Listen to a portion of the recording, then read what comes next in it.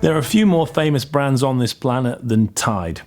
P&G's iconic detergent brand is now 70 years old, but that in itself presents an enormous problem because Tide continues to dominate the category, especially in the United States, both in terms of price premium and also in terms of market share. But the category of detergent is a commoditizing one, filled with sales promotions and fundamentally promiscuous consumers. How can Tide defend its price premium and its market dominance when its brand is fundamentally an old one, and second is selling a benefit that, if it does its job, you literally can't see?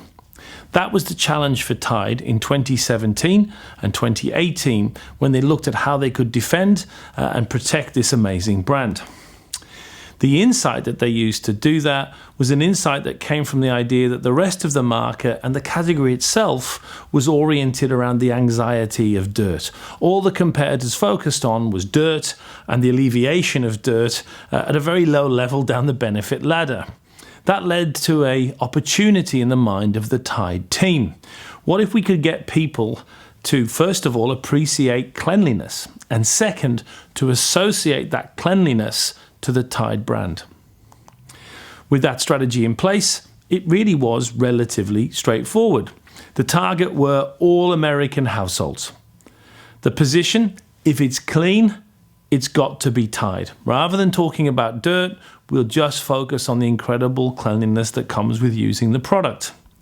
And then the objectives. First, to elevate Tide out of the functional environment of traditional laundry detergents, make it more than the category. Second, motivate people to engage with this brand again as if it was a fresh and new entity. You'll note here the absence of growth or increasing market share.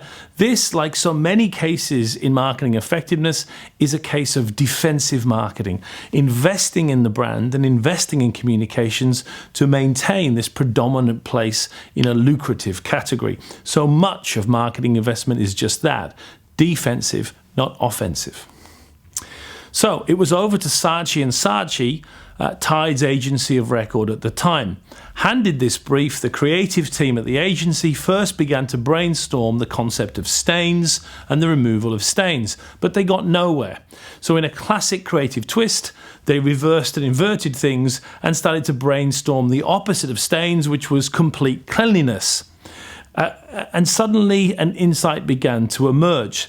On TV, a creative at Saatchi noted, everyone is perfectly clean all the time, supernaturally devoid of any stains or dirt.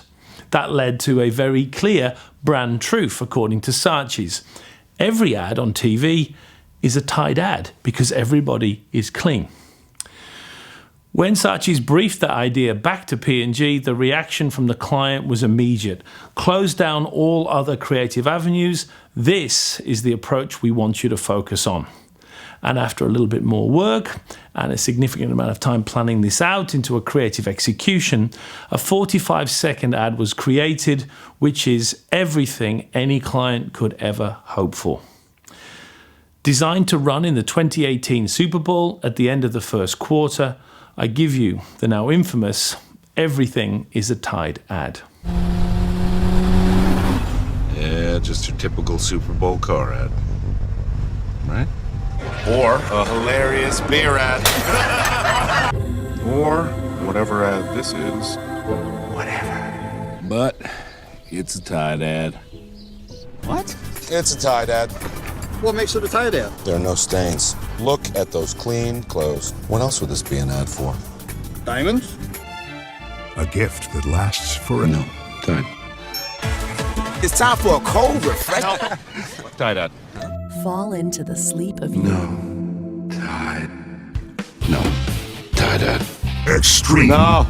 Tide. Tide! Meet the all-new. No, it's a Tide ad. Tide. So, does this make every Super Bowl ad a Tide ad? I think it does. Watch and see. It's brilliant not just because it's perfectly on brief. It's brilliant not just because it's a wonderful execution that forms a terrific pastiche of all of the cliches of 21st century advertising. It's brilliant because it creates a social currency.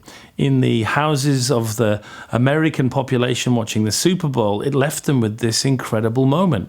Is every ad we're now looking at about to turn into a Tide ad? All the clothes appear to be clean. It was a wonderful, wonderful piece of creative genius. And Tide weren't finished, because at the end of the second quarter, they came back again. Hello again, ladies.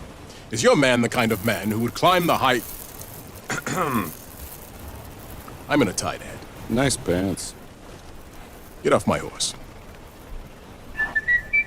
Tide ad. By now, of course, the Super Bowl audience didn't know what to expect.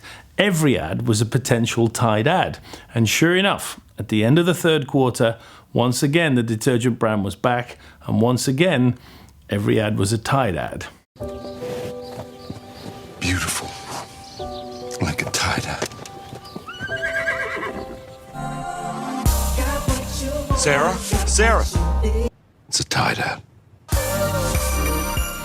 It's postmodern, it's reflexive, it's metatextual, it's still bang on brief, and now it's got the 100 million people watching the Super Bowl talking and tweeting and interacting around the brand. And still they weren't finished.